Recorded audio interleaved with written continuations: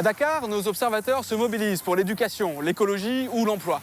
Au cœur de leurs préoccupations, il y a la jeunesse sénégalaise. Pour ce nouveau numéro de Ligne Directe, ils nous montrent comment ils agissent concrètement au quotidien.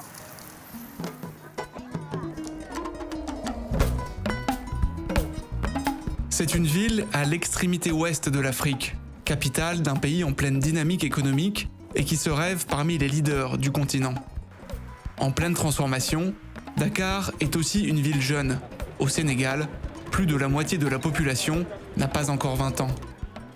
Ces jeunes feront le Sénégal de demain et devront prendre en main des enjeux fondamentaux, comme l'éducation, l'écologie ou l'emploi. Ces enjeux sont ceux qui mobilisent nos 3 observateurs à Dakar. Abdou Touré, agriculteur urbain, Mandiaye Petit Badji, animateur radio, et Mamadou Diakhaté, instituteur.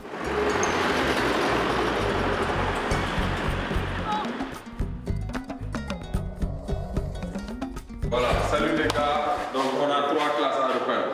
Donc on va commencer par cette salle.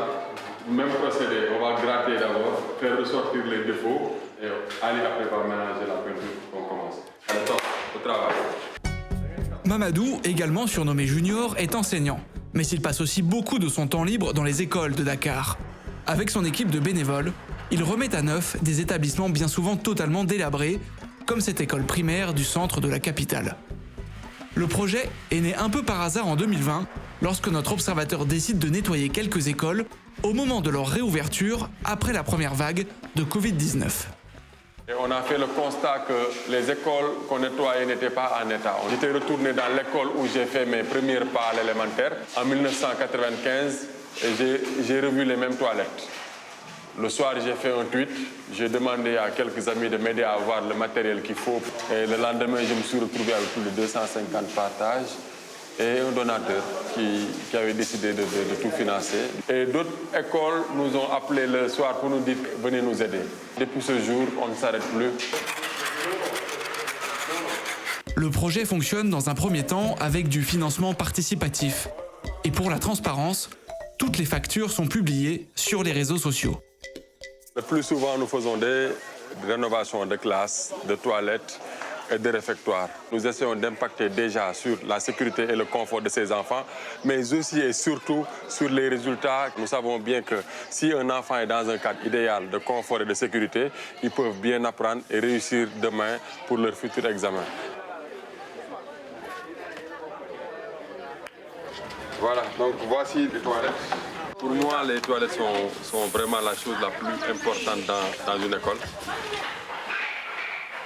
Pendant la période de menstruation, beaucoup de filles restent à la maison parce qu'ils n'ont pas de toilettes fonctionnelles. Dans toutes les écoles où on a mis des toilettes fonctionnelles, elles sont devant et elles travaillent bien. En 2 ans, Mamadou Diakhaté et son association, la team Ninché, se sont fait un nom au Sénégal. 23 écoles refaites et plus de 150 000 € récoltés. Des projets sont aujourd'hui financés par des entreprises comme cette société de nettoyage. Mais Mamadou insiste, il ne touche rien, pas plus que ses volontaires. La rétribution est ailleurs.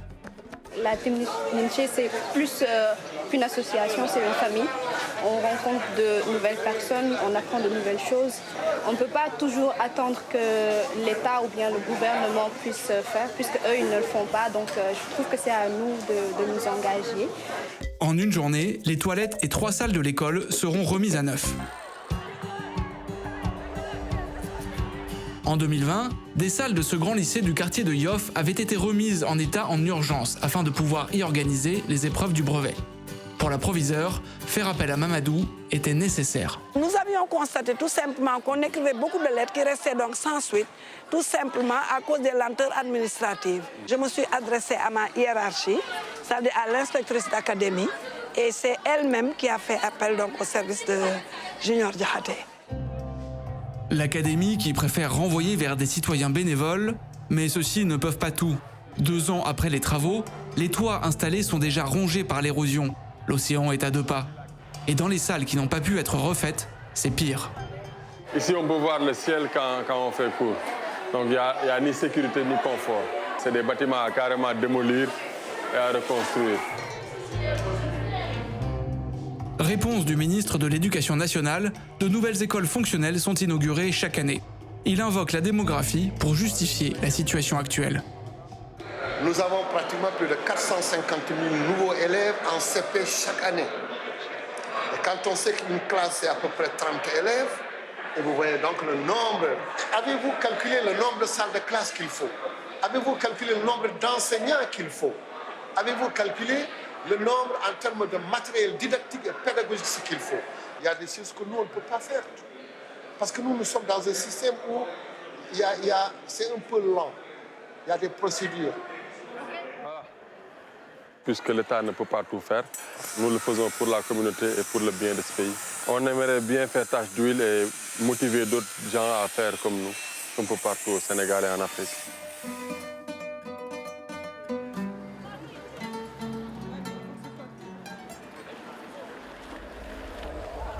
Et s'il vous plaît, regardez partout, ne laissez rien.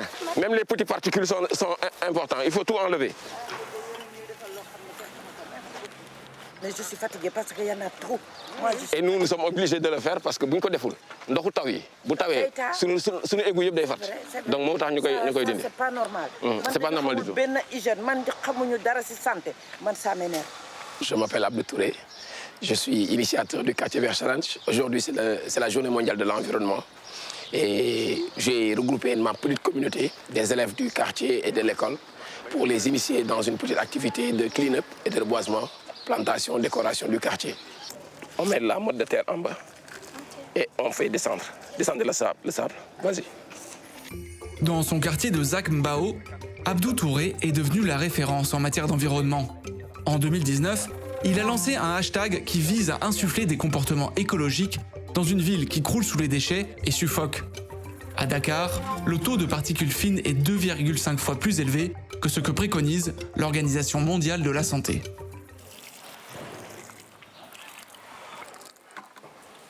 L'initiative Quartier Vert Challenge a démarré ici, devant chez moi. Un beau jour, j'ai remarqué qu'il y avait beaucoup d'ordures. J'ai décidé de mettre mon téléphone sur un trépied, de filmer en accéléré et partager sur les réseaux sociaux pour inciter les gens à prendre en compte leur cadre de vie. Abdou Touré a converti ses voisins, même les plus jeunes, au premier bon réflexe. Sa rue est aujourd'hui une des plus propres et vertes de Dakar. C'est ça l'essentiel, c'est que chaque citoyen sénégalais prenne conscience de son environnement et de son cadre de vie. Je ne désespère pas. Je pense que d'ici 30 ans, 25 ans, nous aurons un Dakar vert, très propre dans nos ruelles, parce que l'écologie n'est pas forcément un truc occidental. Mais la grande force de notre observateur, c'est d'avoir créé une vraie communauté en ligne. Le Quartier Vert Challenge a essaimé dans plus de 15 pays africains. C'est la rue, mais surtout la terrasse d'Abdou, qui ont inspiré ses admirateurs. Là, je cultive des légumes, des plantes aromatiques, des salades, des épices. L'intérêt écologique, c'est de voir cette atmosphère vraiment ventilée, saine, rafraîchissante. Si on avait la moitié de Dakar en balcon vert ou bien en terrasse verte, ce serait vraiment merveilleux parce que sur le plan écologique, c'est une régénération de l'écosystème. Ça va faire venir beaucoup d'abeilles, beaucoup d'oiseaux. Ça va créer d'autres types d'interactions entre les animaux et les insectes. Je montrais les belles images de la terrasse. Et beaucoup se sont intéressés à cela et m'ont posé la question, est-ce qu'ils pourraient utiliser Quartier Vert Challenge dans leur pays? En Côte d'Ivoire, Tchad, Togo, Ghana, Comores. Les jeunes se l'approprient par rapport à leur contexte en fait. En Mauritanie, ils font beaucoup de sessions dans les écoles et de reboisement. En Côte d'Ivoire, ils sont beaucoup plus dans la gestion des déchets en plastique. On partage toutes les informations des 15 pays membres. Tous les ambassadeurs des 15 pays membres sont là. Et il y a un groupe aussi spécial, c'est le Quartier Vert Challenge du Sénégal. Nous faisons ce genre de choses pour nous motiver, nous soutenir entre nous, parce que nous savons qu'on ne peut pas tout attendre de l'État. Chacun va faire ce qu'il veut du hashtag, mais l'essentiel, comme je le dis toujours, c'est de marquer positivement dans sa communauté. L'activisme d'Abdou lui vaut ce jour-là l'intérêt d'une émission de radio suivie par des milliers de Sénégalais. Parole aux jeunes, animée par notre troisième observateur dakarois, Mandiaye Petit Badji. Et le fait qu'ils viennent rencontrer Abdou Touré ce même jour est une pure coïncidence. Hello. Hey, ça c'est mon ami Abdou. Comment ça va? Ça va bien. C'est la journée de l'environnement. Yes. Plein de monde aujourd'hui, surtout des adolescents, des enfants même. Parole aux jeunes aujourd'hui pose le débat à l'occasion de la journée mondiale de l'environnement. Nous allons essayer de comprendre aujourd'hui comment les jeunes, les enfants sont en train d'être impliqués par rapport à l'environnement. Qu'est-ce que tu as appris aujourd'hui dans ce que tu es en train de faire? Nous pouvons tous nettoyer nos quartiers. Ici au Sénégal, quand j'achète quelque chose, je mange, après je jette. Ouais, c'est pas du tout normal ça. Eh, wax leen du dëgg du yoon.